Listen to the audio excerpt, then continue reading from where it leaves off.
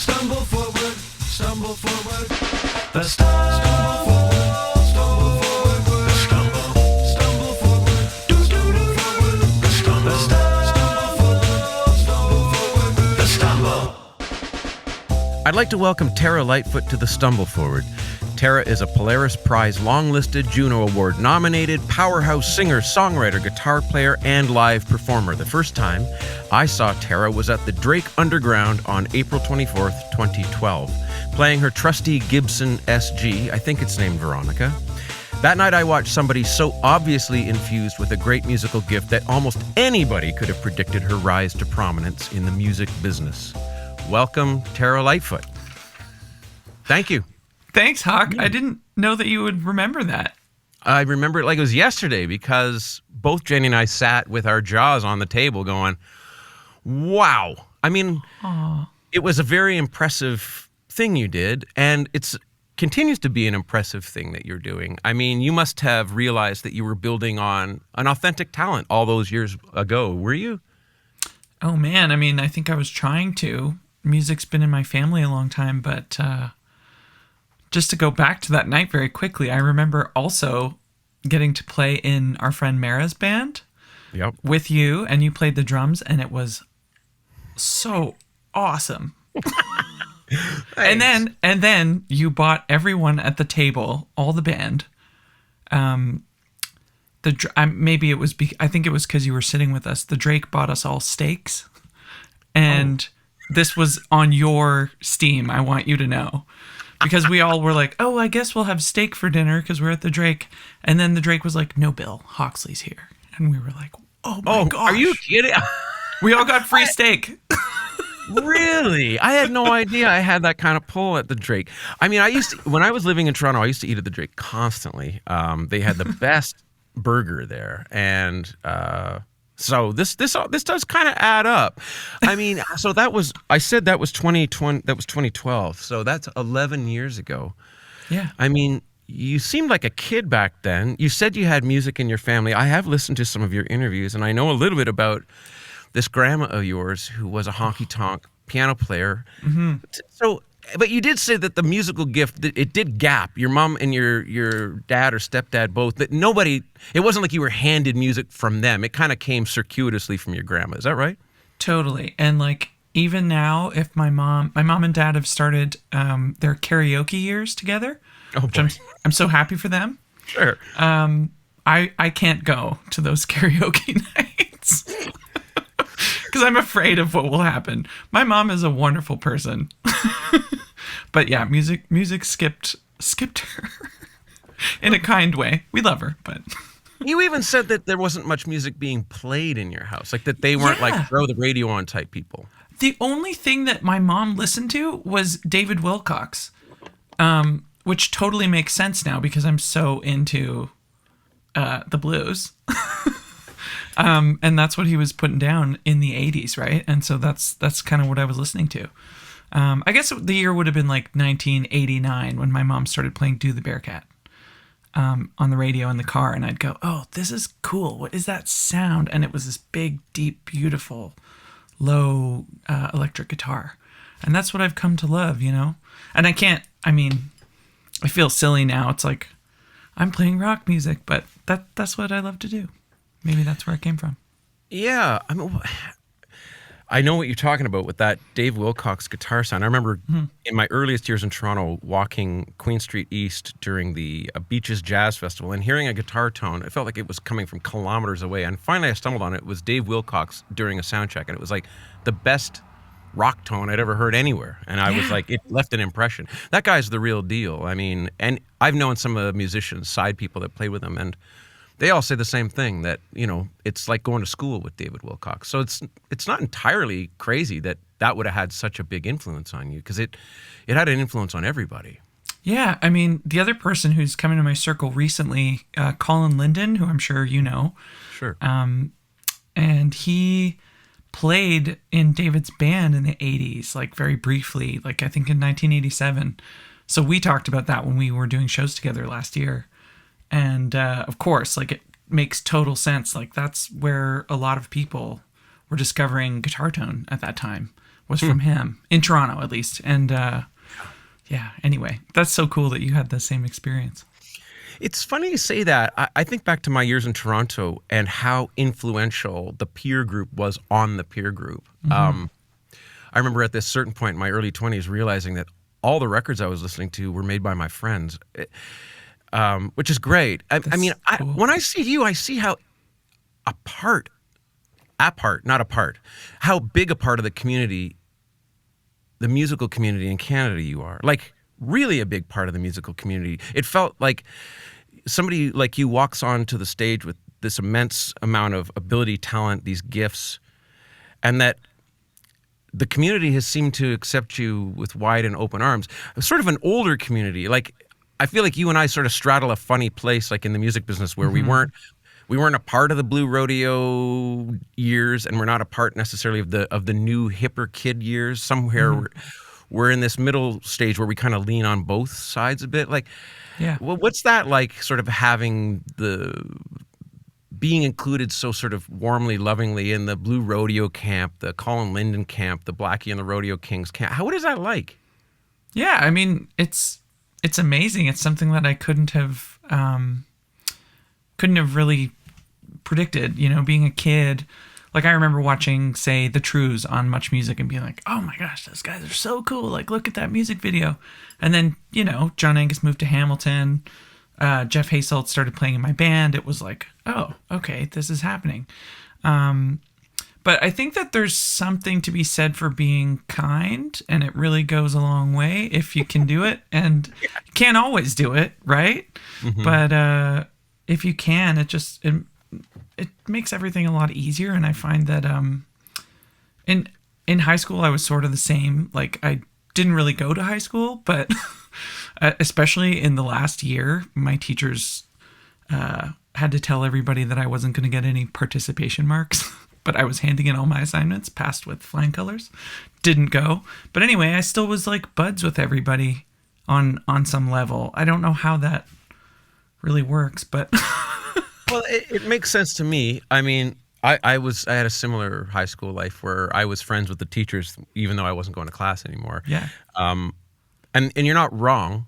Yeah. Like, having a bit of charm or being gentle with people or operating from a place of kindness, it gets you more places. I mean, there were other like rebellious kids in my class who were assholes, and they were getting called down to the attendance office every day. Yeah. I never was, because I think the teacher just thought, well, he's probably doing something useful. He's a good kid, like not we were creating the same. problems. Yeah.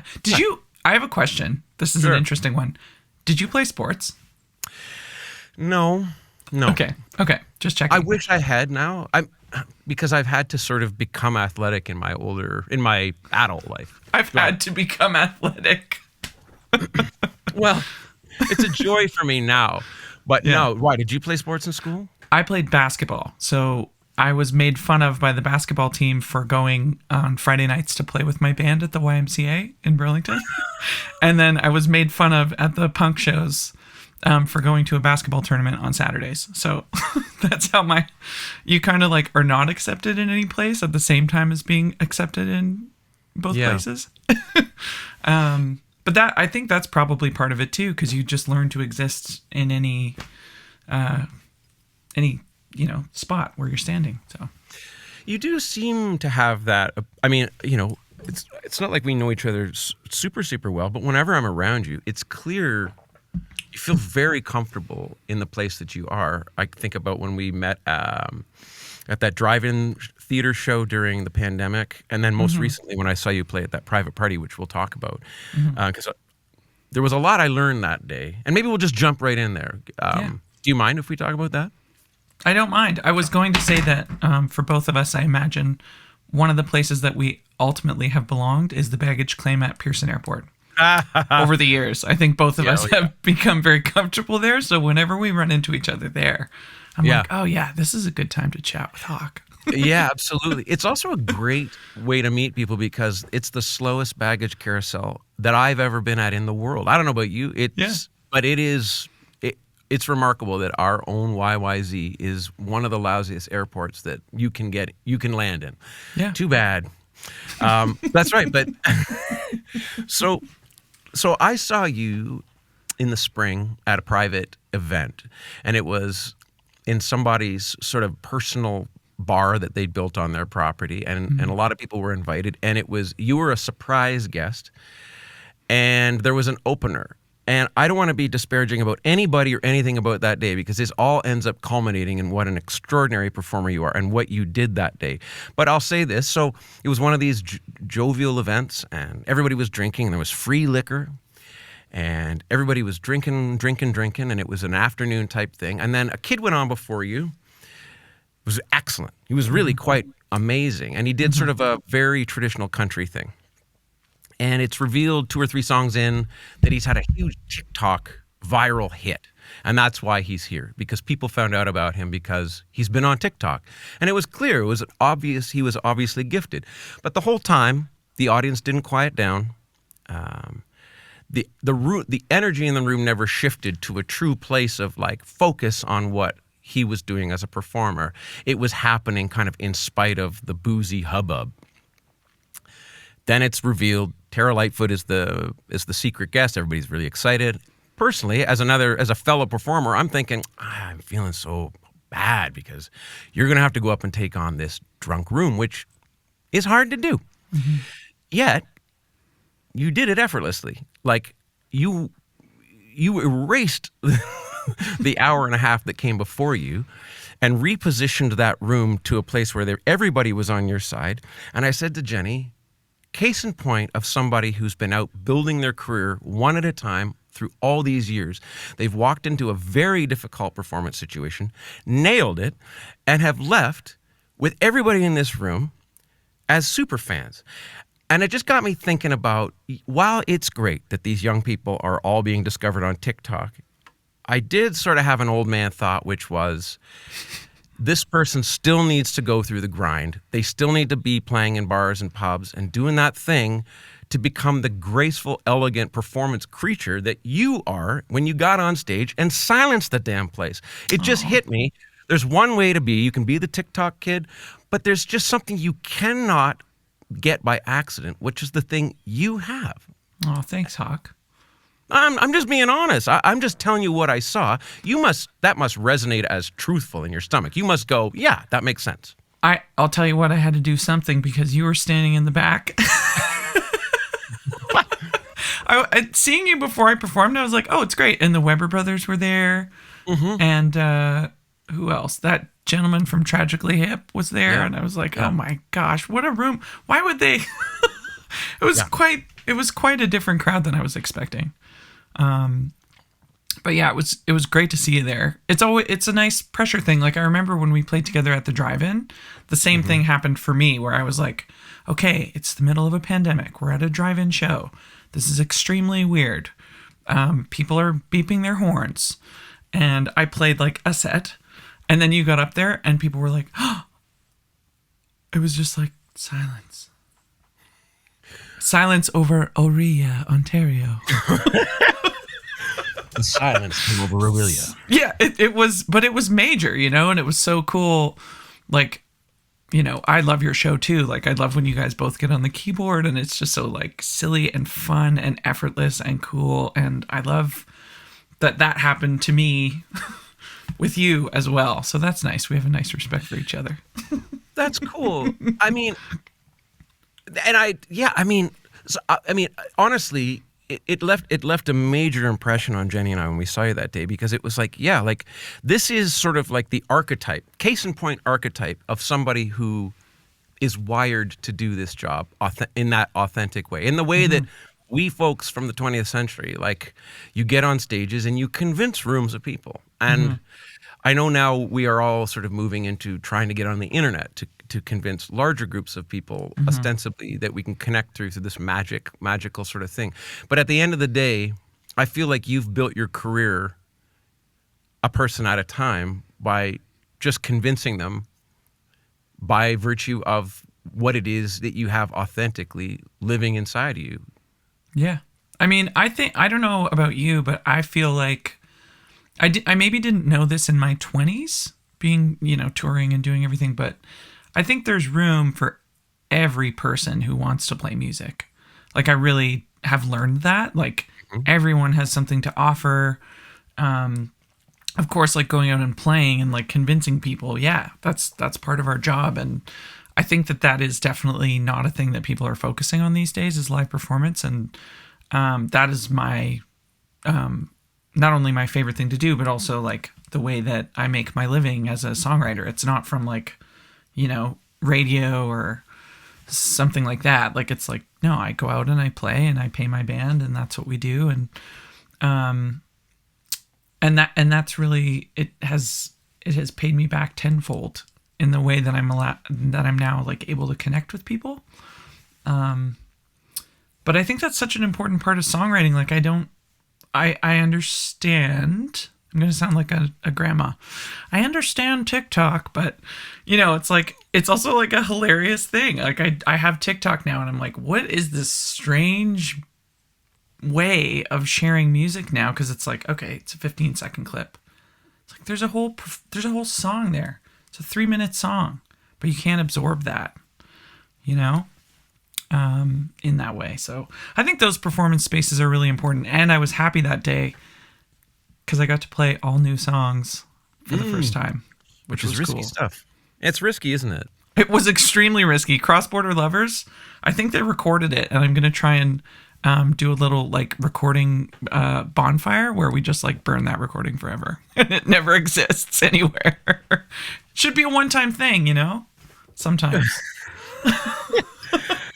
I get nervous playing new stuff. In fact, that's so much so that the band gets pissed off. It's like, we're going to have to play this new stuff someday. And it's like, when you've had some songs in your catalog that you've played hundreds, and some I've literally played thousands. It's like, well, versus getting up on stage and summoning the confidence for a song you maybe never played versus a song you played 1,000 times, you'll always play the one that you played 1,000 times. Because it's like, this is going to fall out of me. The other one, I'm going to make mistakes, possibly embarrass myself, forget the lyrics, whatever it is. Yeah. But no, you took that risk even. And even within the context of you taking that risk on stage, you still had the wherewithal and the grace as a performer to invite that room full of drunk people that didn't want to be quiet. And somehow you cast that magic spell and did that thing, which is that's just not a trick everybody can perform.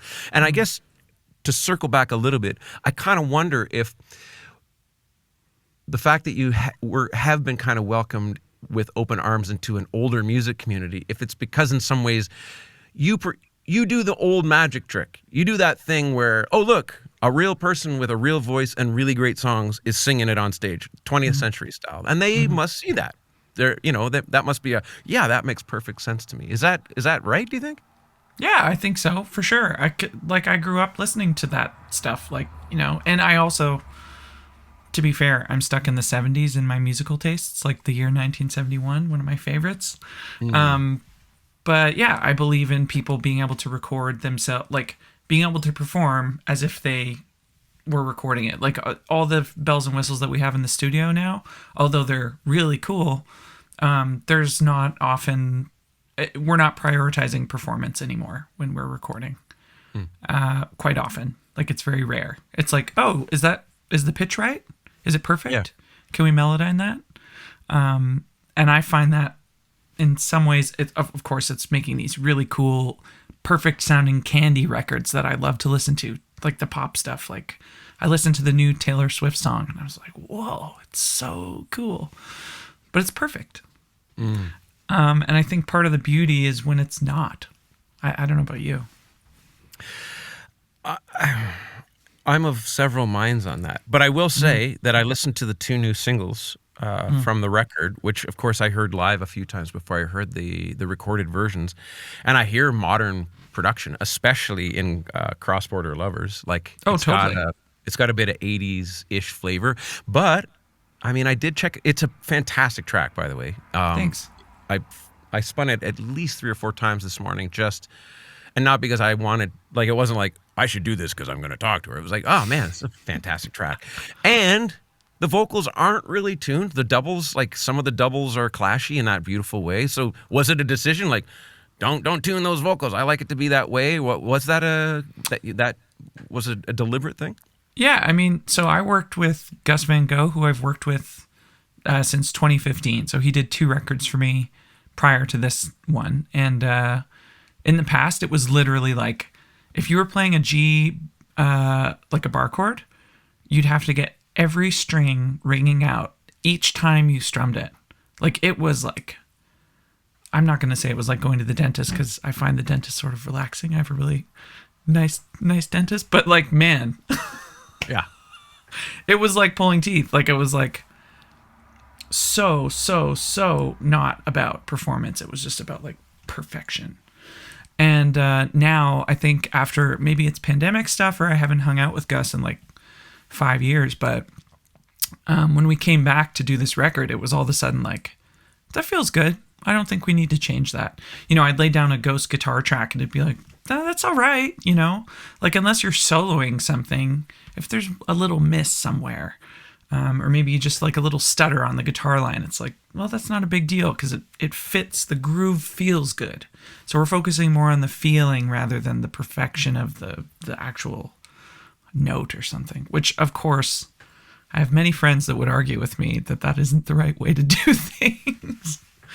But it's just, it's a feeling, right? And so that's what we stuck with, which I loved. I think in the end, it is mostly a feeling. I think that sometimes, even just hearing that your long-suffering producer has gone through a change in the way they hear music. We're, I think, continually evolving in that way. There are days where I want perfection and cleanliness if I'm producing or mixing. Then there are some times where it's just lovely to hear humanness. Mm-hmm.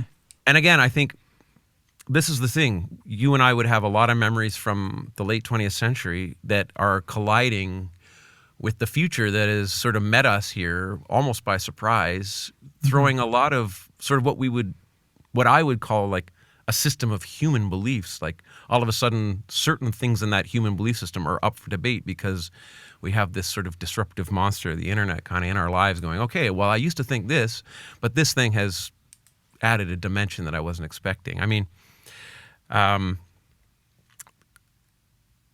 Are you having the career you hoped to have? Did you have a goal or a dream setting out? Like, what's going on with you? Or do you go to sleep at night feeling like a success?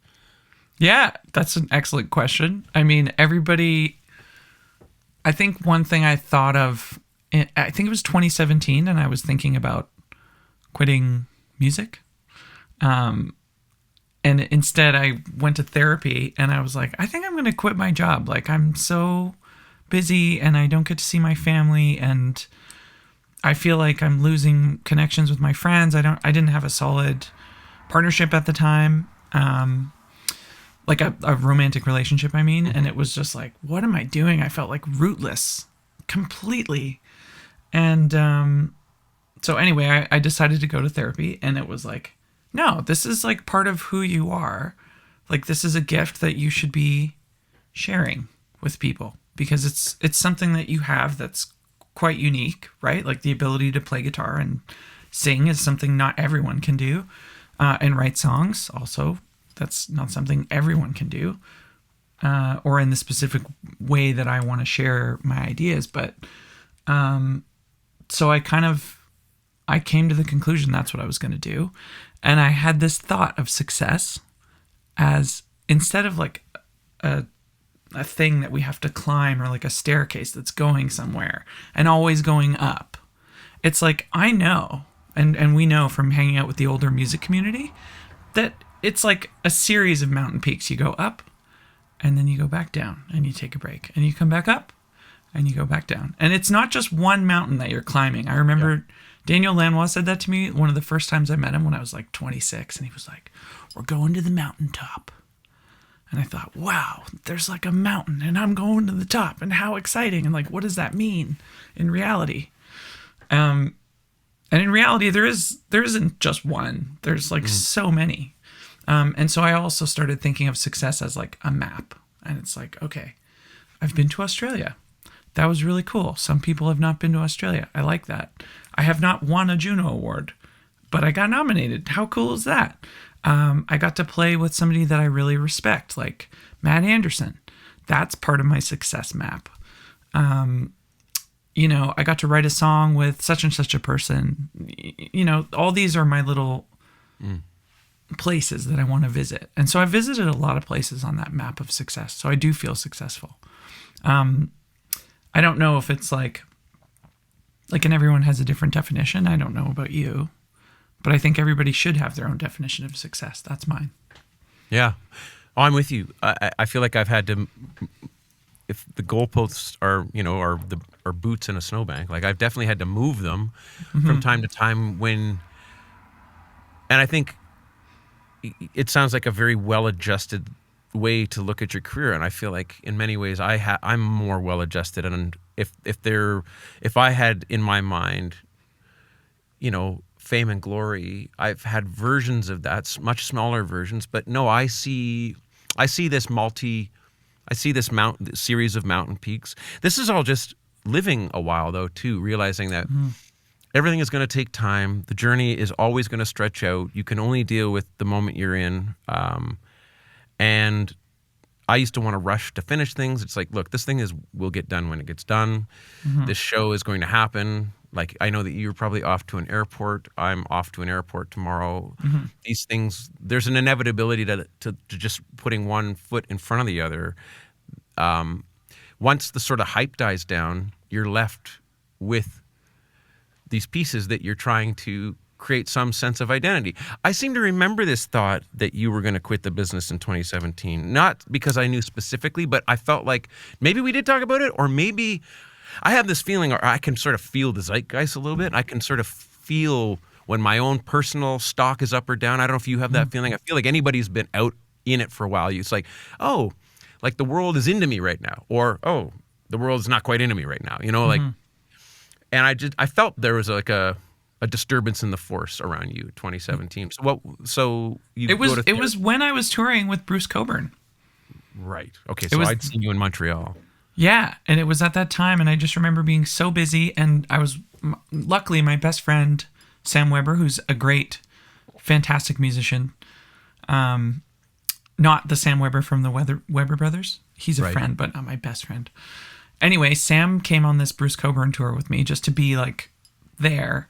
And I remember we were having lunch and I was playing with Bruce Cockburn, like big thing. I had just met and hung out with Jackson Browne, which was my end life goal.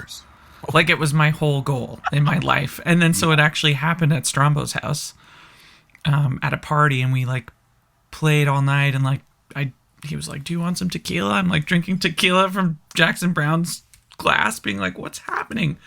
And I think that happening actually totally discombobulated my entire world. It was like, that's what you really wanted, was to hang out with Jackson Browne, and that happened. So now what?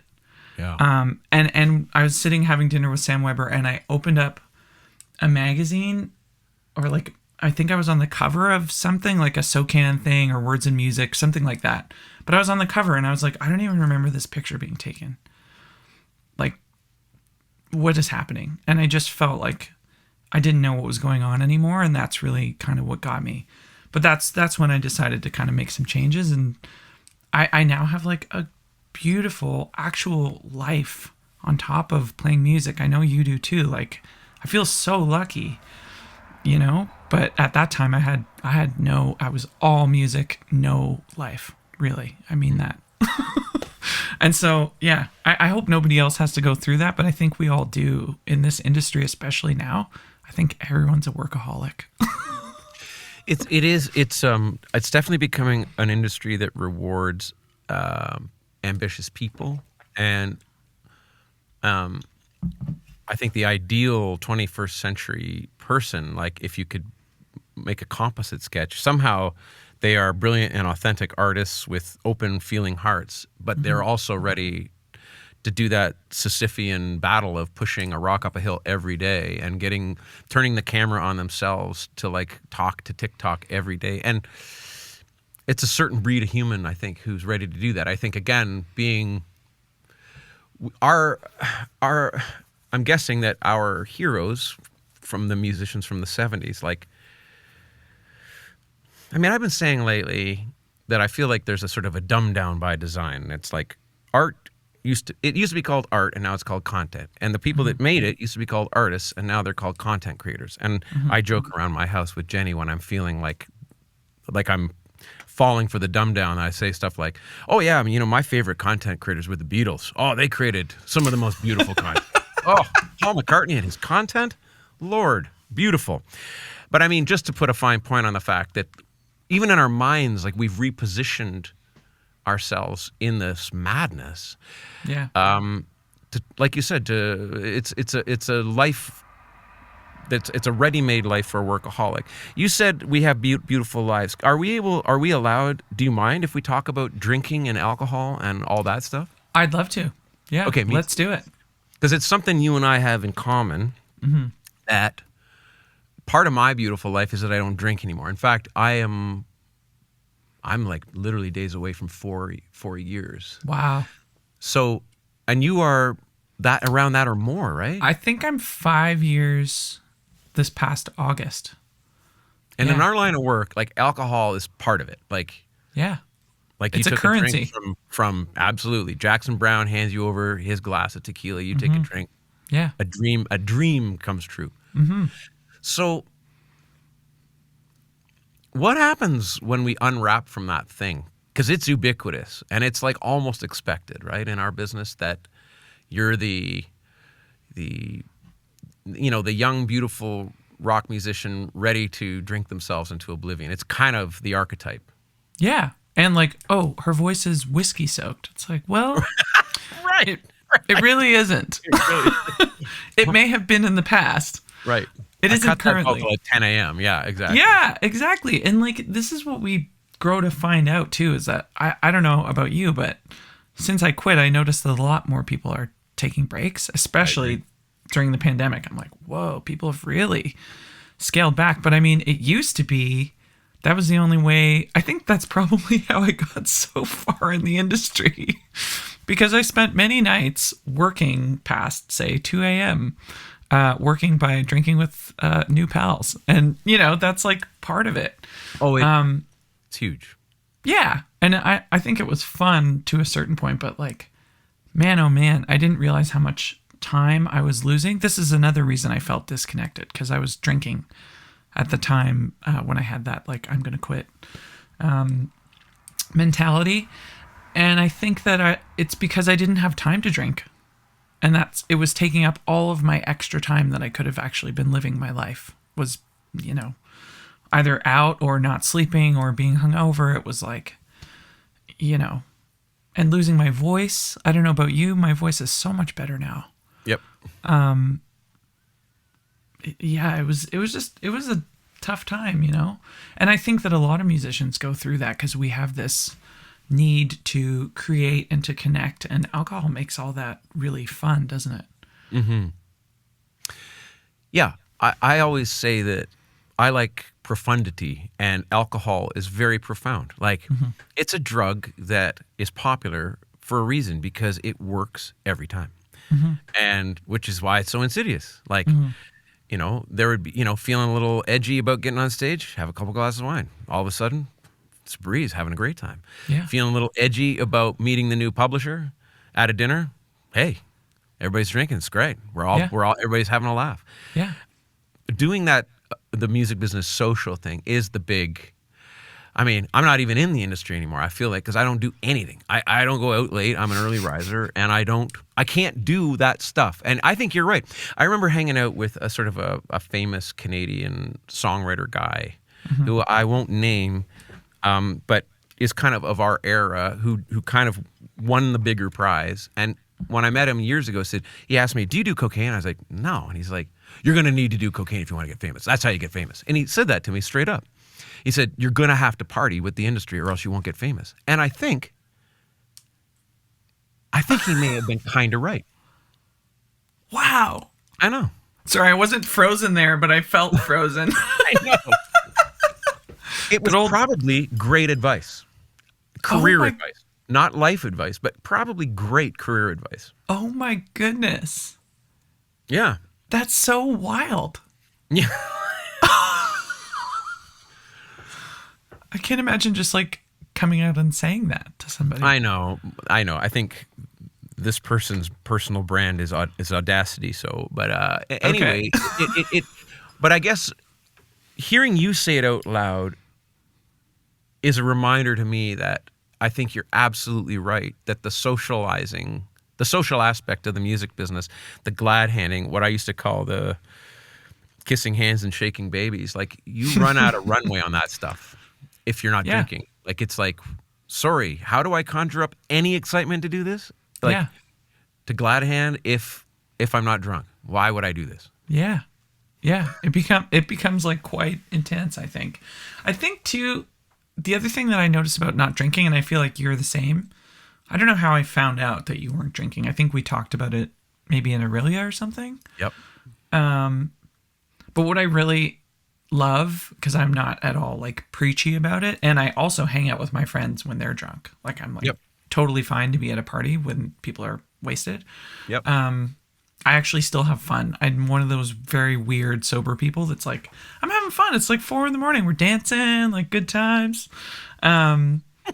If there's something fun going on, I'll hang around. If it's becoming like people are slurring and like nobody's having a good conversation, I'm out.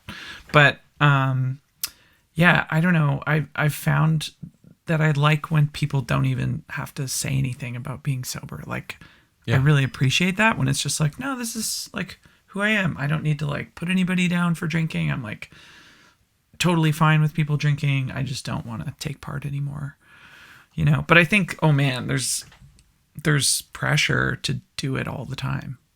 I think people don't get that either. Like in every city that we go to, you and I don't know how much you get offered anymore. I think people start subconsciously knowing not to offer, but Right. everyone's like, can I buy you a shot? I'm like, no, thank you. Yeah. You know, and it got so bad. I was like sending the shots to members of my band who eventually were like, I can't, like, Yeah. I also can't do this. And I am drinking. Like, I can't drink this much. I was like, okay, all right. So Yeah. we're all kind of feeling the same thing, you know?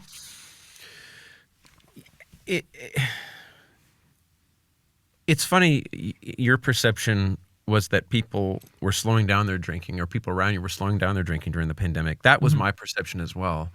Although from what I kind of was reading online and what the news was suggesting was that people were drinking more than they ever had. I was so glad during the pandemic that I wasn't carrying the alcohol monkey on my back, like that I didn't slip. I remember days into the pandemic, somebody on Twitter saying this, it was an artist or a poet or somebody saying to all my artist friends, like, I get the sense this is something that we could all emerge with an alcoholic sickness if we aren't careful Yeah. through this. I saw people predicting it within the first few days. Did you ever read Davenant Doyle's piece? I did years ago. Yeah. Yeah, she wrote an amazing piece, and her perception was that, and this is so interesting, I'd never thought about it, but when you're on the road, you will drink to celebrate a sold-out show. You will also drink if 15 people came to your show.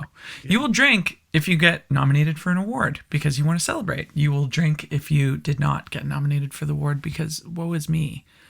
There's never a time where it's not appropriate and where it doesn't, like, it's always the answer, you know? But it just isn't anymore for me. But that was really helpful. It was like, whoa, she's so right. It's for the good times and for the bad times. And that's why it's so easy. We are also we live in, when you're on the road, it's perpetually Friday and Saturday night because it's Tuesday where, you know, you're doing a show. But for the people who've decided that they're going to get a sitter for the kids and go have dinner and have a glass or a wine or two and then come to the show, like that's a night out for them. And it might be a Tuesday on the calendar, but it's a Saturday night for everybody in their hearts. And I remember back when I was drinking in my sort of trying to get famous days that I'd get record company people like messaging us the day after a big party, like in Oslo or in wherever. And they're like, oh, I had to take the day off work. Holy smokes. And for us, that was a Tuesday. And the next night was going to be a Wednesday. And we were in, I don't know, let's say Madrid. And the Universal rep was going to be there expecting to do the same thing we did with the Oslo rep the night before. Go crazy and be nuts. And then they take the sick day, and then we get back on the horse and do it again. And that doesn't last long, I think, unless you end up dying or getting really sick, you know? Yeah. Do you want to hear a good one? This is a great one. I was at the Reeperbahn Festival in Hamburg, Germany. And I went out with this girl after I'd like done this interview at her house. She was like the host. And we really connected, even though she didn't really speak very much English. I'm still friends with her. Her name's Carmen. Anyway, she was like, well, do you want to like go out and drink? I was like, okay.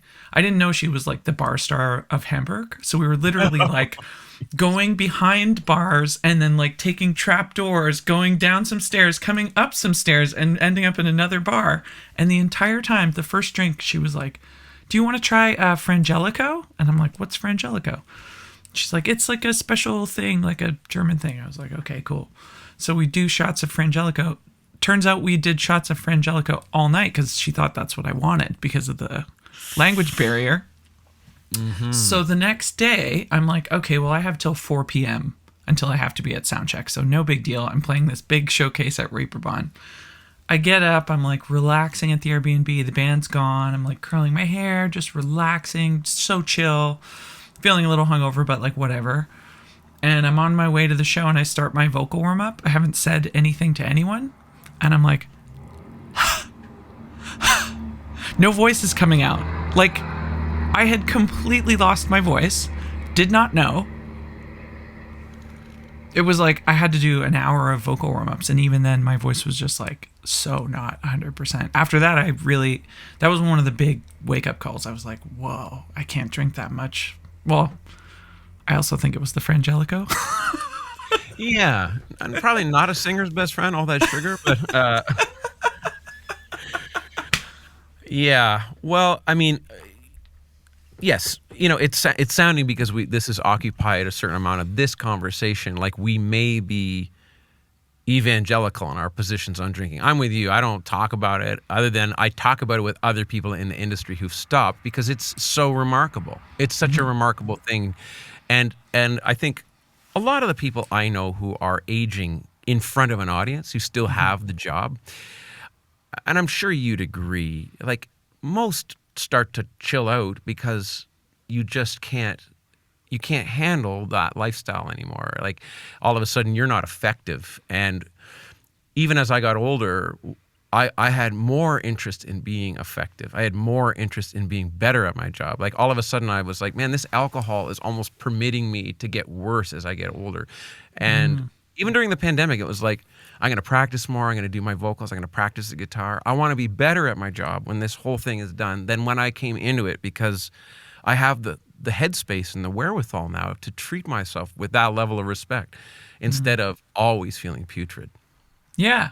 I think that's the thing too. Like we do get better at taking care of ourselves. Like I think that's a nice thing about being a young artist now. They're pretty focused on that. Yeah. Everybody that I've met seems to be like, they have so many more boundaries. Whether it's like, oh, like I don't want to do that whole tour and then not take a break and go out on the next one. Like I think people are starting to really question like what is good for them as young artists, which I never did. I was just like, there's a show? Great. I'll go. There's an opportunity? Great. I'll take it. And I don't think saying no was like a part of my vocabulary back then, you know? I don't know. Was it for you? No, it isn't. And when you say that, I can't help but some of my grumpy old man to come up with like, there is a certain amount of like regarding yourself, but there is a certain amount of the fact that I hate to say this, I'm going to out myself as a terrible person, but I like that the music business is a struggle because it keeps the riffraff to some degree. Once I sometimes say to people that so you're living your dream. And it's like, well, here's the crazy thing about a music business dream is that it's a dream. And then once you're given the dream, it's like, oh shit, what I never really understood was what the picture of the dream really looked like. And then now that I've got it, it's like it's like a grab bag. It's like a loot bag, like a mystery bag. You open it up. Oh, this was the dream. Oh, this is what it is. Oh shit. There's a whole lot of stuff in here that's great. And then there's a whole lot of stuff in here that's difficult. And it's good it is good that the business has a bit of a grind to it just because I feel like we're all raconteurs in this and a bit of grind creates stories, a bit of resistance creates strength. And So there's that grump in me that's like, well, come on, I'm a pull up your bootstraps person. But I also hear what you're saying and do hear the younger artists saying, I don't really want to do that. And I don't drink. It's silly to drink that much. And like, wow, like, whoa, Yeah. these 21st century people have really got to figure it out, you know? I remember, this reminded me of a funny thing. I remember Dave Bedini asked me to do, like, it was a comedy night. Sean Collin was there, Alex Lifeson, Tom Wilson. It was like musicians telling funny tour stories. Right. But I was like 27 and had not really, I started touring when I was 27. So I had like no stories. I remember everyone else was so funny. Like Tom, Alex, like so funny. And my tour story was like, once in the van, we didn't know where the venue was. And then somebody gave us the wrong Google Maps directions. And like, it was so, I just realized how green I was at that time, Right. you know, but it's something that you don't know until you've like been on the road for a while. And then you realize that all the funny stories you can't actually share, but And too, some stories don't become funny for a few years. Like some stories are awful for a couple of years until it's out of your system, and then you can look back and go, okay, that major humiliation was pretty funny now in hindsight. But at the time, it was horrible, and it was horrible for some years. Like I had to deal with it, you know, stuff like that. Yeah. I think that in this industry, you're required to put yourself out at 120% at all times. Like it's, and I think people like you and I'm guessing we're similar in that when I see you perform, you've got one speed, like great. Put this in, shift this thing into great, and let's get this done. I remember early on in my career having a voice issue thing, and my manager at the time saying, "Well, just try to just do a less show, perform a little less hard." And I'm like, I don't think you get the machine. Yeah, this doesn't come with gears. You're either off stage or you're blasting on stage. Like it's not like I get to choose if I'm going to run this show in second gear. Like this show is always in gear 50. Always. Yeah. I guess you. Right? that is so true. It also reminds me when I heard you sound checking at the Hamilton Library. Do you remember that on the 4th floor? Right. Yeah. I think it was a Tom Wilson thing, like a Blackie thing. And I remember hearing your voice. I was just in the library, like for some reason. And I was like, oh my God, what's going on up there? It's so amazing. And it was you hitting the high note like forever and ever and ever. It just kept going. And I was like, oh, what is that sound? Of course it was you. But that was sound check, you know? And you were just like, I'm giving it 1,000%. And I so respect that. Oh, well, bless you. I wouldn't recommend it. I mean, I overdid it at Eccentric the other day and had less voice for the show. But this, you know, this is live and learn territory. I feel... So you haven't minded talking about this alcohol thing, and even your partner, who you just got married to. Congratulations! Yes. Thank you. The wedding from Instagram looks so fun. It was so fun. Yeah, and so that's good. I mean, my wife too. Like we both more or less quit. Like I think we could have staggered the quit. Like I think we didn't need to have both quit, but having two people in the house who, I'm guessing, did you guys party as a couple? Did you meet as like party people? Yes, we did. And then it was funny because we actually, our not drinking story is that we both, on the same weekend, we were like, oh, I'm going to take a month off. And at the end of that month, we both felt so good that we were just like, okay, well, let's just keep it going. And we just haven't gone back. Like, It wasn't like an active, like, this needs to change now. Like, of course, that had sort of happened, but it was honestly kind of unplanned. But for John, I think it's been really helpful for us both. And I don't know if I could have done it if he didn't also quit, you know? I don't know. You know? As a couple, like, because Jenny and I met as partiers too, and like,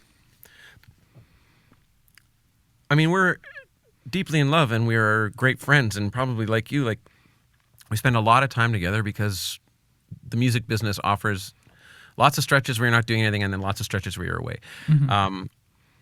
But that friendship without the alcohol as sort of like the engine of excitement, it's an effort to find the new thing, right? Yeah, because you're like, In the marriage. we're not going out. Right. We're absolutely not going out. Yeah. You know, so it's like, oh, are we going on a hike this morning? Is that what we're doing? But some marriages couldn't handle that, right? Like Yeah. some marriages, you all of a sudden you have to become different people. So that's not Yeah. always going to transition easily. I think there's also something, and I've noticed this being with John. Like, he's a wonderful songwriter. He's a great guitar player. He's a great singer. He's always done this. Like, he's always had this career since he was 17.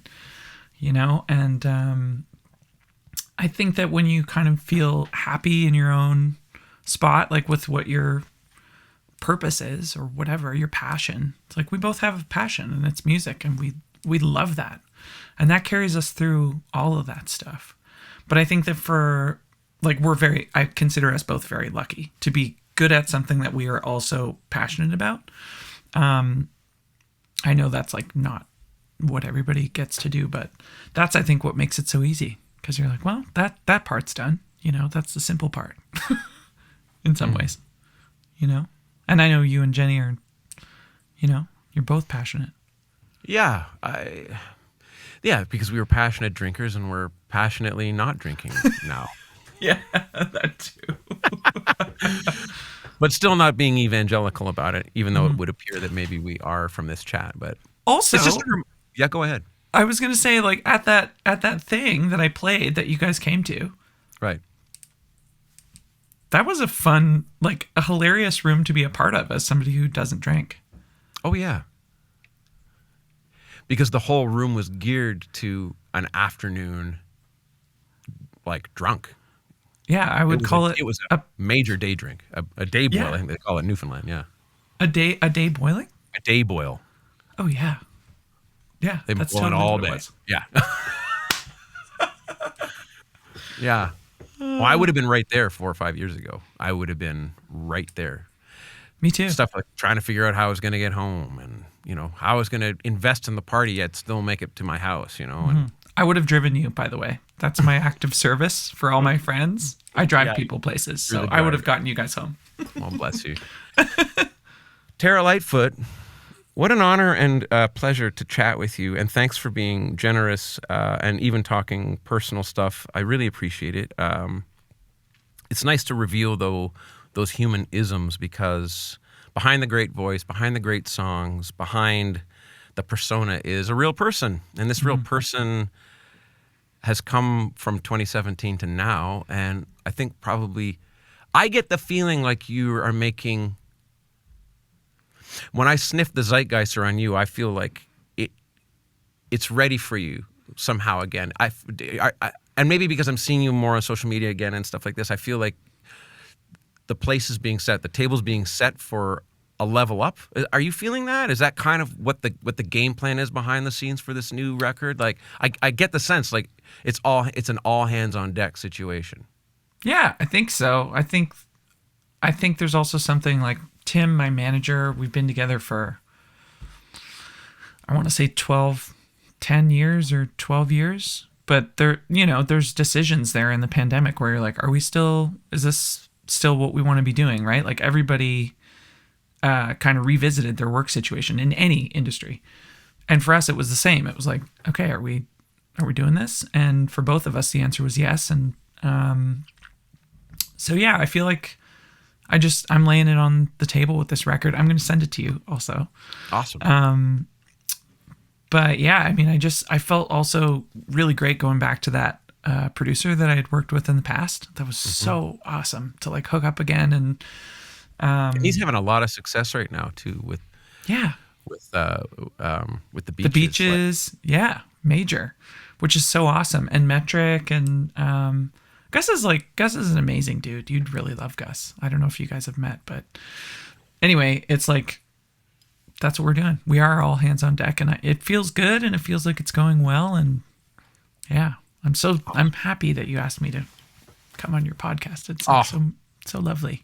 And congratulations on your first season. Oh, thank you. I hope it continues. I love talking, so this is great. Well, listen, we'll leave it there, Terra. Bless you. Thanks so much. Good luck with the record. and congrats on your health, on your marriage, on your career, on your country living, and all of that. It's great. It's great. The universe is better when people, when big, spirits, you're out there affecting people, and it's good that your home life, the central part of you is clear and clean. I feel like that's what the world is asking for right now, is a clear and clean message, and I think you're giving that, so thank you. Thanks, Hawk. Take care of yourself. The Stumble Forward is an Isadora Media production and is hosted by Hawksley Workman and produced by Jennifer Kavanaugh. Be sure to subscribe and follow The Stumble Forward. You can support the podcast at patreon.com/Hawksley Workman. Thank you for listening. Stumble forward, the stumble forward.